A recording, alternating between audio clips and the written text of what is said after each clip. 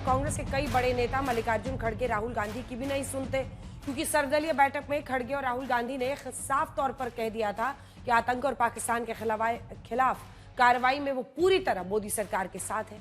राहुल गांधी पीड़ितों से मिलने श्रीनगर भी पहुंचे थे, लेकिन कांग्रेस के नेता आग में घी डालने का काम आखिर क्यों कर रहे हैं? क्योंकि वो पीड़ितों की आप बीती सुनने के बाद भी कह रहे हैं कि ये बात जानबूझकर फैलाई गई कि आतंकियों ने धन पूछकर सैलानियों की हत्या की, ये बात गलत है। आखिर आज कांग्रेस आलाकमान को अपने नेताओं को नसीहत देनी पड़ी। सवाल है कि लोकतंत्र में अपनी बात कहने का हक तो सभी को है, लेकिन हमारे कुछ नेता ऐसे बेतुके बयान देते रहते हैं जो पाकिस्तानी प्रवक्ता की तरह बात करने के लिए सामने आ जाते हैं। इन बयानों को पाकिस्तान हथियार बनाकर हमारे देश के खिलाफ इस्तेमाल करता है। वहीं पाकिस्तान के खिलाफ ताबड़तोड़ एक्शन जारी है, क्योंकि मोदी सरकार कभी भी बड़ा ऐलान कर सकती है, लेकिन भारत सरकार अभी ऐसे छोटे छोटे कदम उठाकर पाकिस्तान को अलग थलग करने की रणनीति पर चल रही है। इधर विपक्ष पाकिस्तानियों की घुसपैठ को लेकर हमलावर है। आज हम इसी पर करेंगे हल्ला बोल। ये रिपोर्ट देखिए। कुछ तारीखें इतना बड़ा जख्म दे देती हैं कि वो समय के साथ भी नहीं भर पाते। 22 अप्रैल को पहलगाम में आतंकियों ने पहली बार धर्म पूछकर नरसंहार किया, लेकिन विपक्ष पीड़ितों की जुबानी खौफ की कहानी को भी शंका से देख रहा है। महाराष्ट्र कांग्रेस के बड़े नेता विजय वडेट्टीवार ने कह दिया कि सुरक्षा में चूक से ध्यान भटकाने के लिए धर्म वाला एंगल जानबूझकर जोड़ा गया है। इतने 200 किलोमीटर तक लोग अंदर आके अतिरेकी घुस जाते हैं, तो तुम्हारा इंटेलिजेंस क्या कर रहा था? वो फेल्योर नहीं है, इस सरकार का फेल्योर नहीं है। इस बारे में कोई बात नहीं करता। बात क्या करते हैं तो उन्होंने हिंदू का पूछ कर मारा। अरे कोई टेररिस्ट को पूछने तक समय होता है क्या? उनके कान में जाके नजदीक जाके पूछेगा। ये सब जो बातें हैं बहुत सारे इसमें कंट्रोवर्शियल, कोई बोलता है ऐसा हुआ ही नहीं, कोई बोलते है ऐसा हुआ है। ये प्लान करके मत करो। लेकिन विजय वडेट्टीवार का बयान बीजेपी को रास नहीं आया। महाराष्ट्र के मुख्यमंत्री देवेंद्र फडणवीस ने इसे बेहद असंवेदनशील करार दिया। जिनकी हत्या हुई उनके परिवारजनों ने जो वहां पर उपस्थित थे उनके साथ, उन्होंने जो बयान दिया उस बयान को झुठलाना, इससे ज्यादा असंवेदनशीलता क्या हो सकती है? एक प्रकार से उनके जख्मों पर नमक छिड़कने का काम ये कर रहे हैं। हालांकि कांग्रेस नेता वडेट्टीवार ने विवाद बढ़ने और आलाकमान से फटकार के बाद बयान पर यू टर्न भी ले लिया। इस सरकार का फेल्योर नहीं है, इस बारे में कोई बात नहीं करता। बात क्या करते हैं तो उन्होंने हिंदू का पूछ कर मारा। अरे कोई टेररिस्ट को पूछने तक समय होता है क्या? उनके कान में जाके नजदीक जाके पूछेगा। मूल रूप से अतिरेकी आए और उन्होंने 27 लोगों की जान लेकर चली गई। किसी ने जात धर्म भी पूछा, किसी ने नहीं पूछा। अगर ये पूछा गया है तो इसका मतलब यही है कि देश को अस्थिर करने के लिए, देश में दो समुदायों को, दो धर्मों को आपस में लड़ाने के लिए और देश का नुकसान करने के लिए उनकी मंशा हो सकती है। एक तरफ कांग्रेस के कई नेता सुरक्षा में चूक को मुद्दा बना रहे हैं, तो कांग्रेस सांसद और पूर्व केंद्रीय मंत्री शशि थरूर ने मोदी सरकार का बचाव करते हुए कह दिया कि किसी भी सरकार के पास 100% खुफिया जानकारी नहीं हो सकती। इस बयान पर थरूर को कांग्रेस से ही उल्टी सीधी सुनने को मिल गई। But I don't expect at any time now or in the future that any country will ever have 100% foolproof intelligence. मैं उनसे एक सवाल पूछता हूँ, वो कांग्रेस पार्टी में है कि भारतीय जनता पार्टी में? कांग्रेस आलाकमान साफ कर चुका है कि आतंकवाद के खिलाफ कार्रवाई में वो मोदी सरकार के साथ है, लेकिन कांग्रेस के कुछ नेताओं के विवादित बयान पर पार्टी ने व्हिप जारी कर सख्त हिदायत दी है कि कांग्रेस नेता बेतुके और विवादित बयान देने से परहेज करें। ये कांग्रेस पार्टी की राय नहीं है। मैं बिल्कुल स्पष्ट कर देना चाहता हूं कि किसी ने इन नेताओं को अधिकार नहीं दिया है कि वो बोलें। इधर बीजेपी सांसद निशिकांत दुबे ने सोशल मीडिया प्लेटफॉर्म एक्स पर लिखा, पाकिस्तानी आतंकवाद का अब एक नया चेहरा सामने आया है। लगभग 5 लाख से ऊपर पाकिस्तानी लड़कियां भारत में शादी कर हिंदुस्तान में रह रही हैं। आज तक उनको भारत की नागरिकता नहीं मिली है। अंदर घुसे इन दुश्मनों से कैसे लड़ा जाए? लंबे वक्त तक बीजेपी के सहयोगी रहे उद्धव ठाकरे की पार्टी भी पहलगाम हमले को लेकर सरकार पर हमलावर है। शिवसेना यूवीटी के मुखपत्र सामना में संपादकीय लिखकर पूछा गया कि देश भर में हजारों पाकिस्तानी कहां से आए। सामना में पूछा गया कि मोदी सरकार करीब 11 साल से सत्ता में है, तो आखिर इतने घुसपैठिए देश में कैसे आए? वहीं आज जम्मू कश्मीर विधानसभा का विशेष सत्र बुलाया गया, जिसमें आज पहलगाम आतंकी हमले में मारे गए लोगों को 2 मिनट का मौन रखकर श्रद्धांजलि दी गई। इस मौके पर मुख्यमंत्री उमर अब्दुल्ला काफी भावुक नजर आए। उमर अब्दुल्ला ने कहा कि मैं किन शब्दों में पीड़ितों के परिवार से माफी मांगू। साथ ही अब्दुल्ला ने कहा कि पहली बार मस्जिदों में मौन रखा गया, जिसका संदेश पूरी दुनिया में गया कि आतंकवाद के खिलाफ हम एक हैं। मेरे पास अल्फाज नहीं थे कि मैं क्या कह के उनके घर वालों से माफी मांगूं। हम समझते हैं किसी हमले के बाद उस मस्जिद में 2 मिनट की खामोशी का मतलब क्या है। उधर पहलगाम में आतंकी हमले पर भारत के तेवर बेहद सख्त दिख रहे हैं। कल सीडीएस अनिल चौहान से रक्षा मंत्री की मुलाकात हुई। वहीं आज रक्षा मंत्री और पीएम मोदी के बीच 40 मिनट लंबी बैठक चली। पहलगाम आतंकी हमले के बाद पाकिस्तान के खिलाफ जारी कार्रवाई की फहरिस्त में आज एक और एक्शन जुड़ गया। सरकार ने पाकिस्तान के 16 यूट्यूब चैनल्स पर बैन लगा दिया है। सरकार का संकेत साफ है कि भारत की धरती पर पाकिस्तानी प्रोपेगेंडा नहीं चलेगा। एआईएमआईएम चीफ असदुद्दीन ओवैसी ने भी पाकिस्तानी क्रिकेटर शाहिद आफरीदी को करारा जवाब दिया है। कौन है जी ने? शाहिद आफरीदी कौन है इन्हें? नाटक है क्या ये? छोड़ो ना, तुम क्या जोकरों का नाम ले रहे मेरे सामने, छोड़ो ना इन लोगों को। लेकिन नेशनल कॉन्फ्रेंस के फारूक अब्दुल्ला ने कहा कि जो लोग 1947 में पाकिस्तान नहीं गए वो अब क्या जाएंगे। हम जब 47 में उनके साथ नहीं गए, आज क्यों जाएंगे? वहीं पाकिस्तान के पूर्व प्रधानमंत्री नवाज शरीफ ने अपनी सरकार को भारत के साथ तनाव को कम करने की सलाह दी है। लेकिन एक बात तो साफ है कि जिस पाकिस्तान में कंगाली के चलते आटे की लूट होती हो, वो भारत के ताबड़तोड़ एक्शन से डरा हुआ है। लेकिन फिर भी उसकी ऐठ कम होती नहीं दिख रही। शायद इसीलिए वो अपनी झेप को मिटाने के लिए भारत को परमाणु बम वाली गीदड़ भभकी दे रहा है। लेकिन सच तो यह है कि पाकिस्तान की नींद उड़ी हुई है, क्योंकि वो जानता है कि भारत उसके घर में घुसकर हमला करने में सक्षम है। आज तक ब्यूरो।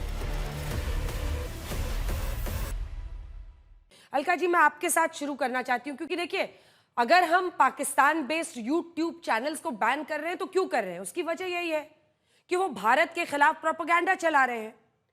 लेकिन अपने नेताओं को हम बैन तो कर नहीं सकते।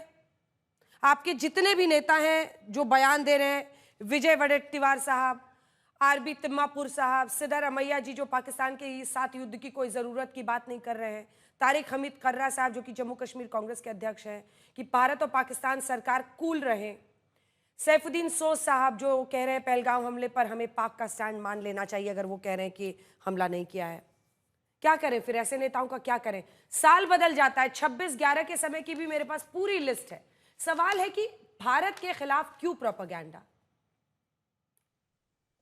अंजना जी, मैं सहमत हूं आपसे। 140 करोड़ की आबादी और 140 करोड़ आवाजें हो सकती हैं।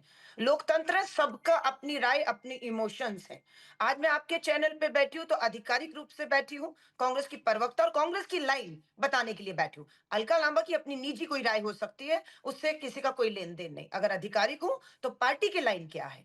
पार्टी की लाइन उस दिन तय हो गई थी जिस दिन कांग्रेस वर्किंग कमेटी हमला होता है, उसके तुरंत बाद राहुल गांधी जी विदेशी दौरा छोड़ते हैं, खड़गे जी बेंगलोर से दिल्ली लौटते हैं, कांग्रेस वर्किंग की बैठक होती है और उसमें एक प्रस्ताव पारित होता है कि सरकार जो भी फैसला लेगी, कांग्रेस इस आतंकी हमले, जो पाकिस्तानी समर्थित आतंकी हमला है, उसके खिलाफ जो भी कार्रवाई करेगी, हम खड़े हैं। हमने मांग की सर्वदलीय बैठक हो, वो बैठक तो होती है पर बैठक सरकार के द्वारा बुलाई गई, लेकिन सरकार का मुखिया प्रधानमंत्री नरेंद्र मोदी जी उससे गायब रहते हैं। वो कहां थे? उनकी प्राथमिकताओं में इस मीटिंग से ज्यादा जरूरी क्या था? चुनावी राज्य बिहार में रैली में अंग्रेजी में भाषण देना था। उसके बाद हम लोगों ने सोचा कि चलिए अब कश्मीर जाएंगे, लेकिन वो कश्मीर में भी नहीं जाते, सर्वदलीय बैठक में भी नहीं आते हैं। एक लाइन आती है कि सिंधु जल जो समझौता है वो रद्द किया जाएगा। ये तो 2001 और 2 में भी संसद हमले पर कहा था रद्द हो गया, हमें लगा रद्द हो गया होगा, पर पानी भी जाता रहा और सब कुछ होता रहा। फिर 2016 में उरी हमारा जो सेना का बेस है उस पर हमला हुआ। फिर ये नरेंद्र मोदी जी ने ये कहा कि खून और पानी एक साथ नहीं बहेगा, पानी रोका जाएगा, हमें लगा रोक दिया, कुछ नहीं हुआ। फिर 2019 में पुलवामा में हमारे 40 जवान शहीद हो गए, इसी सरकार के दौरान फिर आया कि सिंधु नदी समझौता रद्द, पानी रोक दिया। आज फिर वही बात आ रही है 2025 में, जब पहलगाम में 28 लोग, आपकी सरकार की चूक, क्योंकि आपने माना है सर्वदलीय बैठक में आकर कि सरकार से सुरक्षा में चूक हो गई। आपकी एक चूक ने 28 जाने ले ली, आपकी एक चूक ने। अगर चूक ना होती तो पाकिस्तान के आतंकी की हिम्मत ना होती, हमारी ही सरहद में घुसता। और प्रधानमंत्री मोदी जी क्या कहते हैं, जब गलवान गलवान वैली में हमारे 20 जवान शहीद हुए, प्रधानमंत्री जी ने क्या कहा था? वो तो प्रधानमंत्री है, यहाँ तो 140 करोड़ में एक आवाज उठ रही है। प्रधानमंत्री जी का क्या कहना था? ना कोई गुस्सा है, ना कोई गुस्सा था, ना कोई गुस्सा है। क्लीन चिट दी थी देश के प्रधानमंत्री नरेंद्र मोदी जी ने। आज वो कहां है? खबर इस वक्त आ रही है, आपको बता दें, पहलगांव हमले का सबसे खतरनाक वीडियो सामने आया है। ये वीडियो हम आपको अब दिखाना चाहेंगे। पर्यटक के कैमरे में कैद हुआ है खौफनाक मंजर। ये नया वीडियो है, बिल्कुल पहली बार इसे आप देख रहे हैं। पहले पूरे वीडियो को फुल स्क्रीन एक बार दिखा देते हैं। पहलगांव हमले का सबसे खतरनाक ये जो वीडियो है, अरविंद ओझा हमारे सहयोगी इस खबर पर हमारे साथ जुड़ रहे हैं। अरविंद, ये आदमी तो अनजान था, ये हु हा कर रहा है, लेकिन पीछे सब कुछ दिख रहा है। जो खबर आई थी कि लोगों को एक अलग किया गया और उसके बाद से पूछा गया, और वहीं दूसरी तरफ लोग भागते हुए भी दिख रहे हैं पूरा बैकग्राउंड में। देखिए, इस वीडियो में अगर आप देखेंगे तो 2 लोगों को गोली लगते हुए भी दिखाई दे रहा है अंजना। ये जो जगह है, इस जगह पर मैं खुद पहुंचा था और मैंने ऐसे एक ग्राउंड रिपोर्ट की थी। ये जो स्लाइड है, इस स्लाइड से जो शख्स है वो मौज मस्ती करता दिख रहा है, जबकि इसके पीछे अगर आप देखेंगे तो एक शख्स दौड़ता हुआ जा रहा है और उसको गोली लगती है। बैक साइड में आप देखेंगे पीछे की तरफ जब ये स्लाइड करके लास्ट में पहुंचता है, वहां पर व्हाइट शर्ट में एक शख्स है जो गोली लगी है, जिसे वो गिरा हुआ है। वो एंट्री पॉइंट था। सबसे पहले वहीं से गोली चलने की शुरुआत हुई थी, वहीं से आतंकी दाखिल हुए थे। वहाँ एक छोटा सा स्पेस है जिसके जरिए फॉरेस्ट एरिया से जंगल में जो पार्क है उसमें एंट्री हो सकती है। अरविंद, एक सेकंड आपको रोक रही हूँ, एक सेकंड रुक रही हूँ। एक बार पूरा वीडियो दिखाते हैं, आप धीरे से देखिए। ये आदमी शूट कर रहा है, सेल्फी कैमरा लगा हुआ है सामने। अभी ये अनजान है, ये ठीक उसी मेडो के सामने आ रहा है जहां पे बीच में आप देख रहे हैं लोग हैं। यहाँ पर आप, अगर हम इसको पॉज कर सकेंगे तो मैं आपको बताऊंगी कहाँ पर पॉज करना है। ये देखिए, यहाँ पर इकट्ठा लोग आपको पीछे दिखाई देंगे। ये देखिए, एक जगह पर इकट्ठा है, गोलियां भी चल रही हैं, गोलियां मारी जा रही हैं, और ये देखिए ये लोग भाग रहे हैं। एक आदमी वहां गिर जाता है।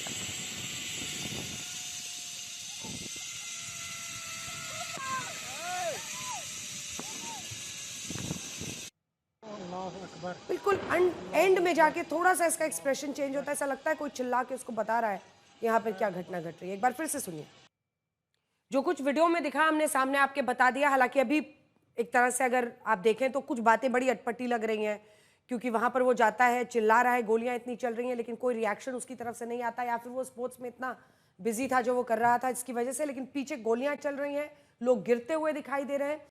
अलका लांबा जी, देखिए, सवाल आप पूछना आपका अधिकार है, आप विपक्ष की तरफ से है, लेकिन आपको नहीं लगता है, क्योंकि मैं 26/11 की कुछ कोट आपको सुनाई, क्योंकि सवाल यह है कि इनका क्या करें जो ये प्रोपेगेंडा रचते हैं। दिसंबर 2010 में दिग्विजय सिंह कहते हैं, महाराष्ट्र आतंकवाद निरोध दस्ते एटीएस के प्रमुख हेमंत करकरे की मौत में आरएसएस की संलिप्तता है। 2016 उरी और सर्जिकल स्ट्राइक में आप देखिए, दिल्ली के तत्कालीन सीएम अरविंद केजरीवाल, हालांकि आप उनके लिए जवाब दे नहीं है, लेकिन उन्होंने कहा था कि पाकिस्तान दिखाने की कोशिश कर रहा है, सर्जिकल स्ट्राइक नहीं हुई, झूठ साबित करने के लिए सबूत दीजिए। सैम पिट्रोडा, जो आपके ओवरसीज हेड है, मेरे हिसाब से दुनिया से निपटने का ये सही तरीका नहीं है। मुंबई के आतंकी हमला हुआ, 26/11 को 8 लोग आए, कुछ करके चले गए। इसके लिए आप पूरे देश पाकिस्तान पर हमला नहीं कर सकते सिर्फ इसलिए कि कुछ लोग यहाँ आए और हमला किया। आप पूरे देश के एक एक नागरिक को इसके लिए जिम्मेदार नहीं ठहरा सकते। ये मेरी नज़र में सही नहीं है। अब चूंकि आप लोग कुछ नहीं करते, ये रिपीट ऑफेंस होता है और ये प्रोपेगेंडा है, भारत के खिलाफ प्रोपेगेंडा है। जो लोग मारे गए हैं वो लोग ये सब सुन के खुश थोड़ी होते होंगे। लेकिन गौरव भाटिया जी, जो तमाम सवाल आपकी सरकार के रिस्पांस पर उन्होंने पूछे हैं, उस पर आप जवाब दीजिए। इसका जवाब मैं आपसे ले लूंगी बाद में। जल्दी से आप गौरव भाटिया जी, उसका जवाब आप दीजिए। वो कह रहे हैं कि इतनी बड़ी आतंकी घटना घटी है तो सरकार की जवाबदेही कैसे तय होगी?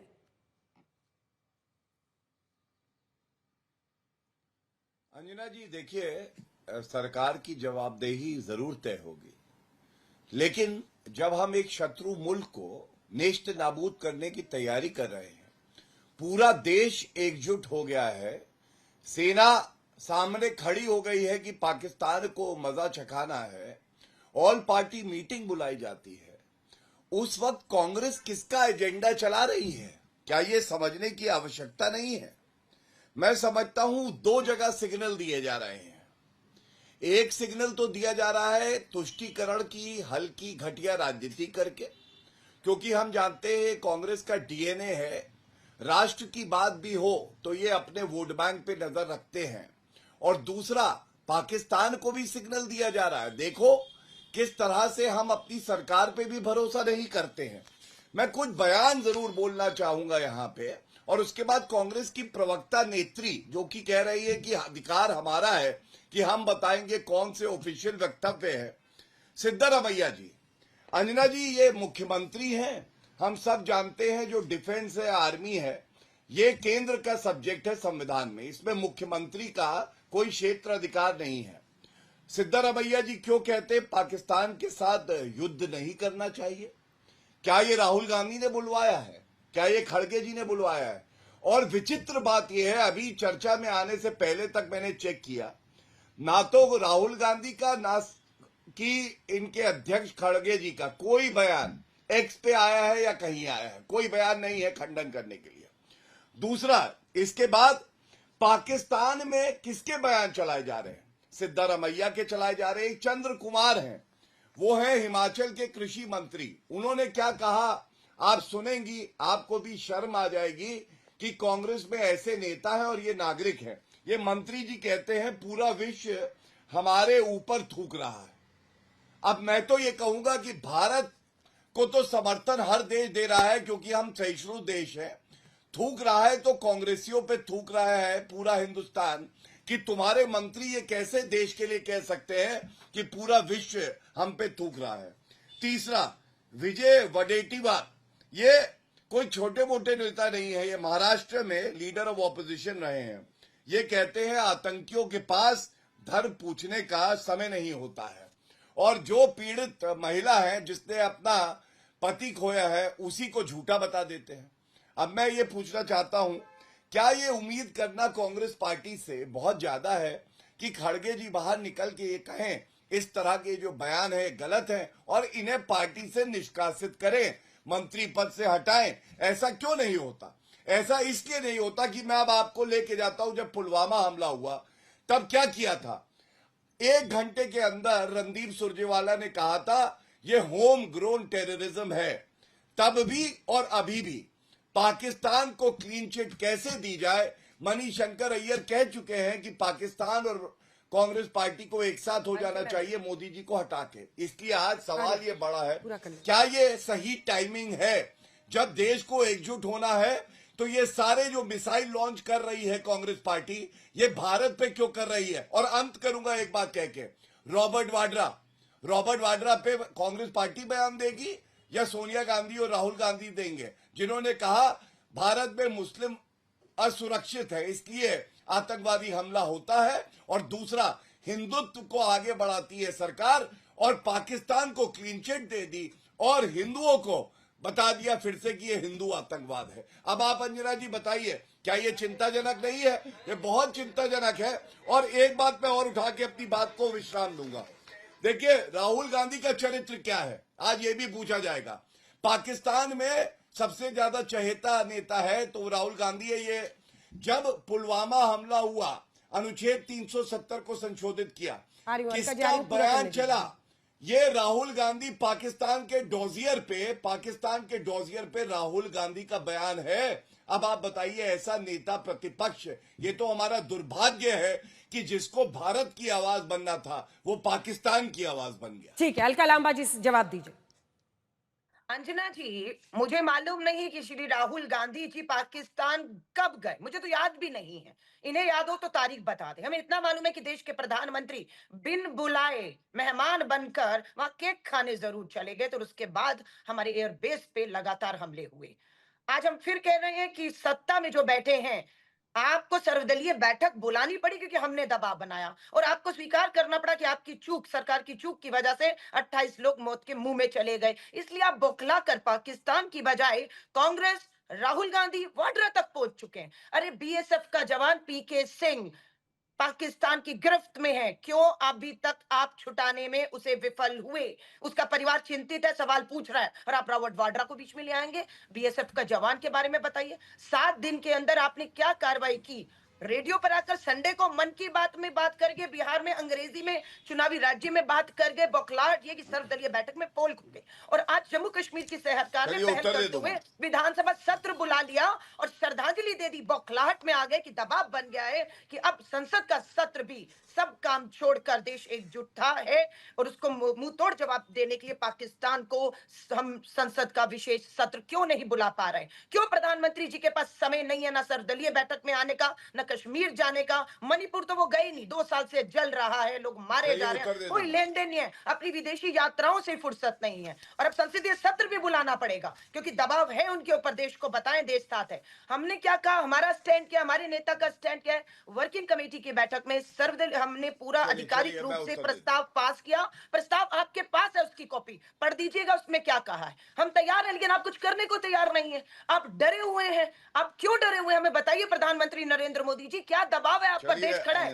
कांग्रेस खड़ी है, हमारे नेता खड़े हैं आपके साथ। गौरव जी आप मत दबाव में आइए और इस तरह का बयान मत दे दीजिएगा अगर कार्रवाई नहीं कर पा रहे। ना कोई गुस्सा था ना कोई गुस्सा हुआ है, चीन को क्लीन चिट दी, पाकिस्तान से तो मत डरिए, जवाब दीजिए। देश खड़ा है, प्रधानमंत्री नरेंद्र मोदी जी, आप अकेले एक व्यक्ति नहीं है, आप देश का प्रतिनिधित्व कर रहे हैं। जवाब सुन, आप प्रतिनिधित्व, आप कहाँ खोए हुए हैं? आइए देश के सामने पीड़ित परिवार 28 लोग आपका इंतजार। दुबे जी इसके बाद आ रही हूँ, गौरव जी एक बार जवाब दे लें उसके बाद से आ रही हूँ। दुबे जी रुक जाइए, अब अलका जी प्लीज, ये सेकंड रिबटल वाला थोड़ा सा छोटा होता है क्योंकि 4 गेस्ट इंतजार कर रहे हैं, 4 गेस्ट इंतजार कर रहे हैं। Please wait for your turn now ma'am. Gaurav ji छोटा सा जवाब। नहीं अंजना जी, आपने नहीं, अब लगातार नहीं हो सकता, 4 लोग वेट कर रहे हैं, ये रिबटल है, थोड़ा छोटा बोलना होगा।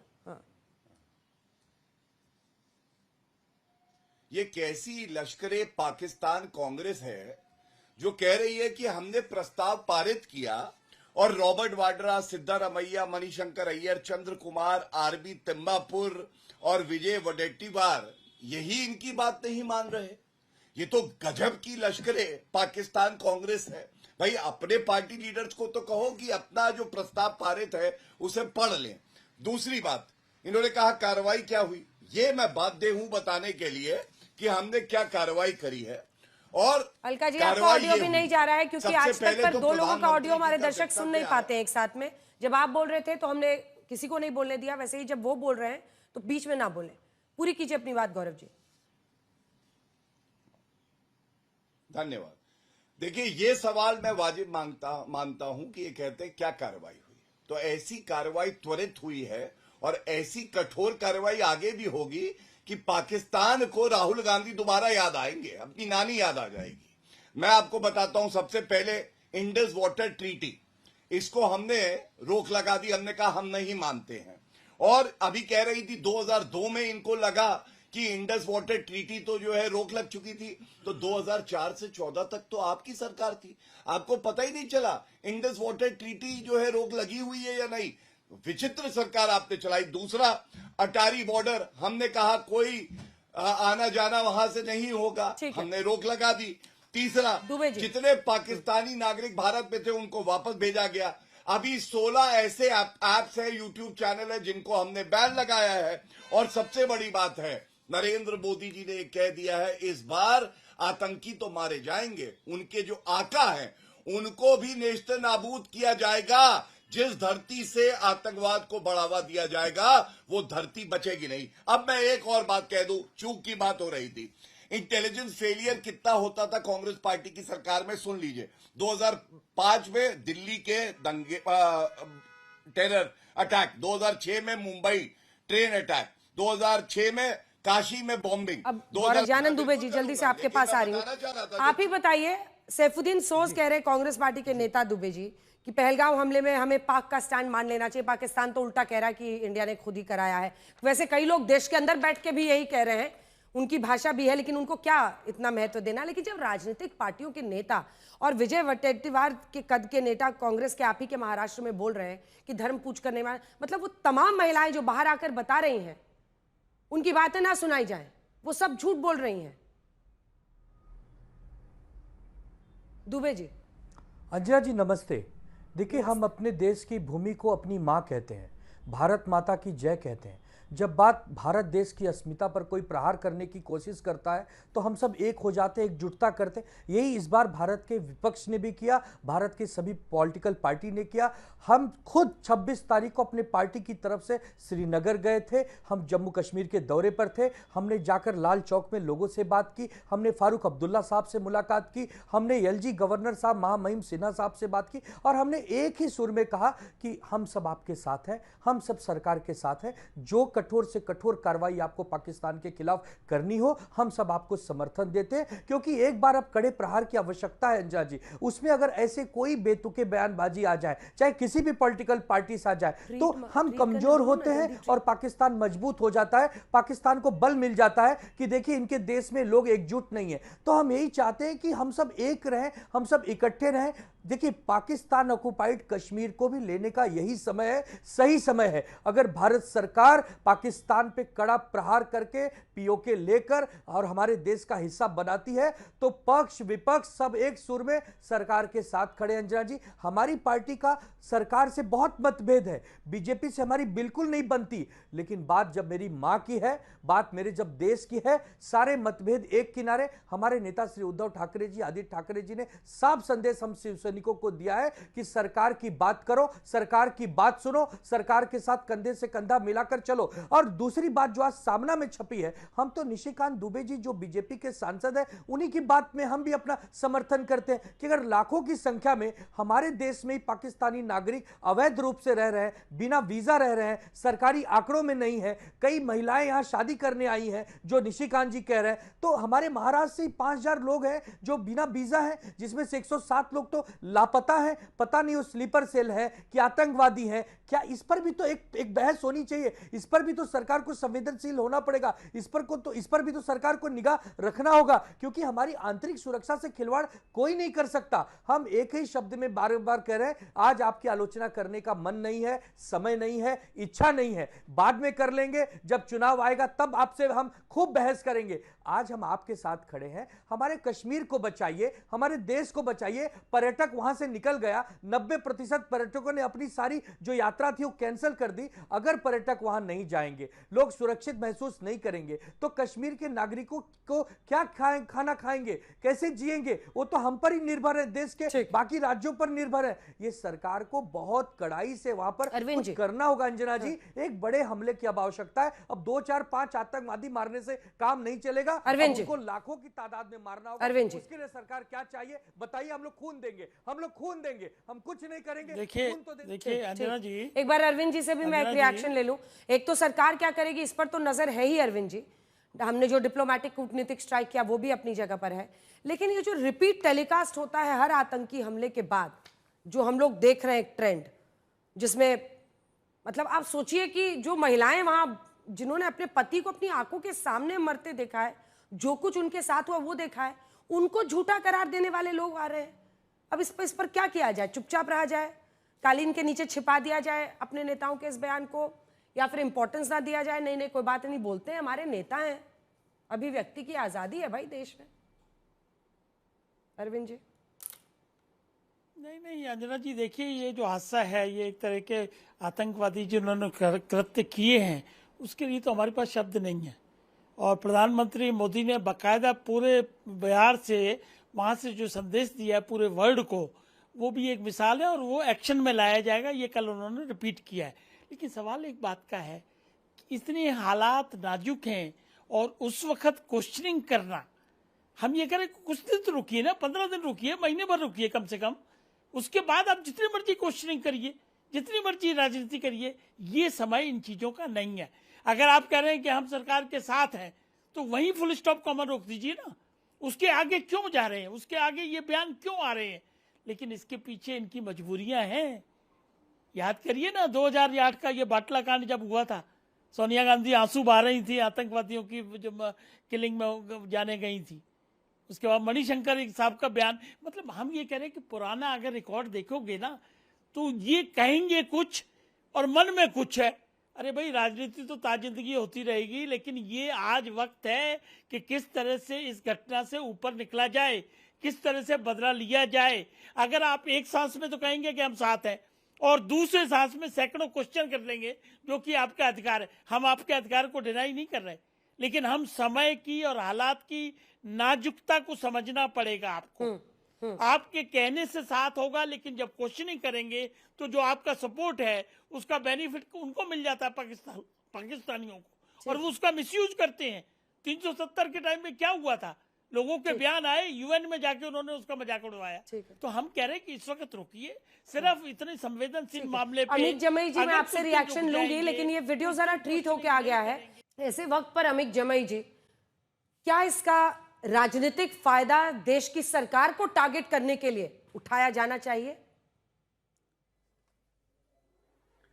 देखिए, ऐसा थर्ड लार्जेस्ट स्ट्रेंथ पार्टी इन लोकसभा, मेरे नेता अखिलेश यादव जी ने तो बहुत साफ कहा कि वज़ीर-ए-आज़म साहब आप आगे बढ़िए, चाहे हमारे एलओपी आदरणीय राहुल जी हों या अखिलेश जी हों, पूरा देश आपके साथ है, जो फैसला लीजिए।